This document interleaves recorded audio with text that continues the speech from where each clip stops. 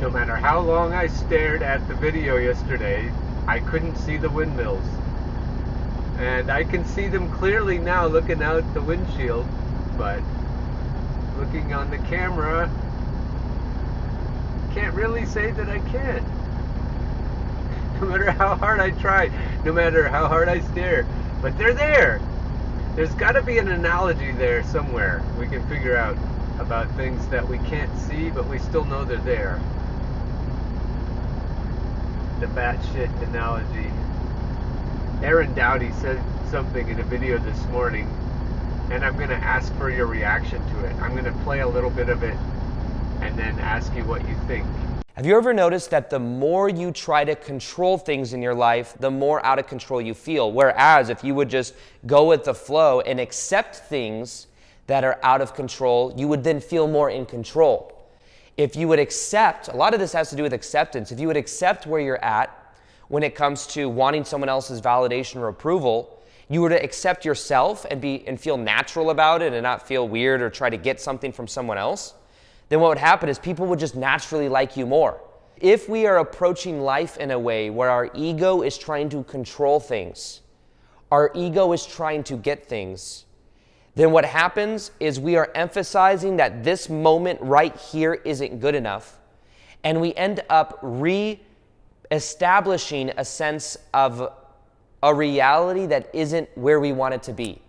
So in a way, vibrationally, what we're saying is, where we are right now is not good enough. Where we are right now is not good enough. I want to be over there.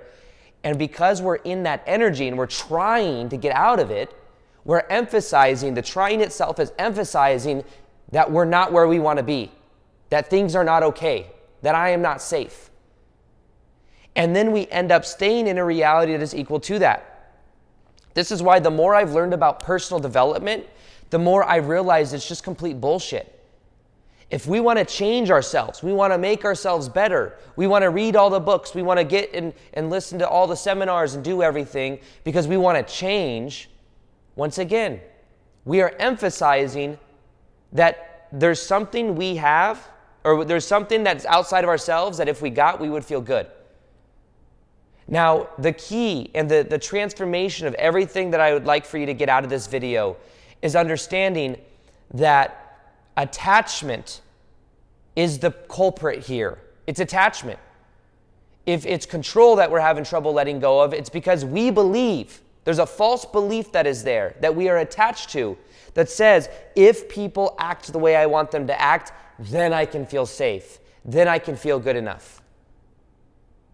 If the attachment is on someone else giving us approval or validation, then the belief is, somebody else has something of mine.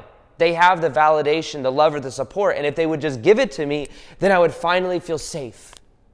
The more aware you become, the more free you become. The more aware you become, the less effort you need to put into things. Because what you can then do is just let go of the false belief that says that you're not good, that you don't accept yourself. So I'm going to C&S Wholesale in Northeast Maryland. It's a town called Northeast. There's a town called Northeast in Pennsylvania that's one word, but in Maryland it's two words. And other guys are going with me, and so we're all getting ready, and our trailers are all loaded, so I didn't want to hang around here too long, but I just wanted to ask you the question. Do you need other people to do what you want for you to feel safe and for you to feel happy? And do you need some people to avoid doing what you don't want for the same outcome? It's the key to everything. It's the key to happiness, is figuring out how you feel about those questions. Do you need to feel in control of what other people do in your life? Today the sun is coming up and I still haven't arrived yet. That's because this is closer.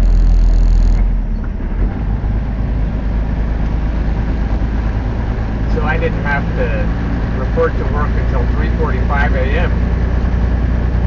So I got to sleep in almost 5 hours more than the day before. New possibilities over the horizon. What do you think?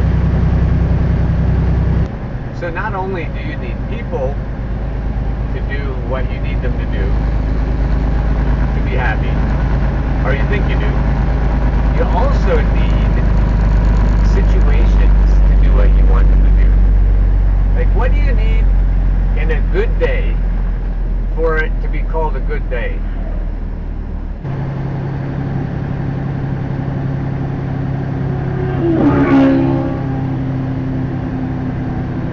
That looks like fun. Hey, those cows are outstanding in their field. Just like us, right? Fearfully and wonderfully made. Now we're in Maryland. So what do you think would happen if you decided that everything that happens to you, everything that people do, everything that circumstances bring you is good if you can just see it? And I'm not talking about rationalizing or pretending.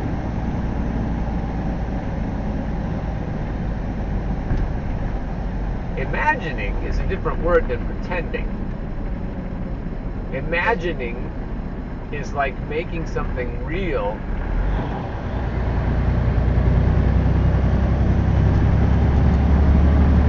Pretending is pretending.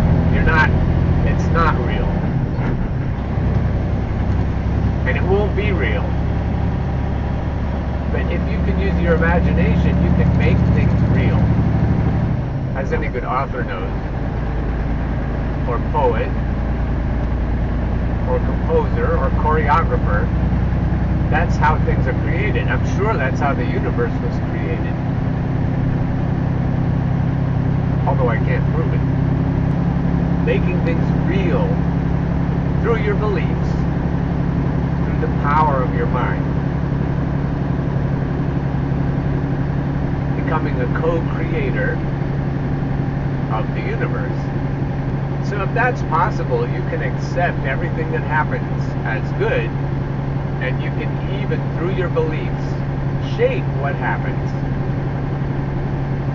But if you're needy, and if you need things to happen a certain way to be happy, as opposed to accepting things as perfect already, your energy won't manifest very well.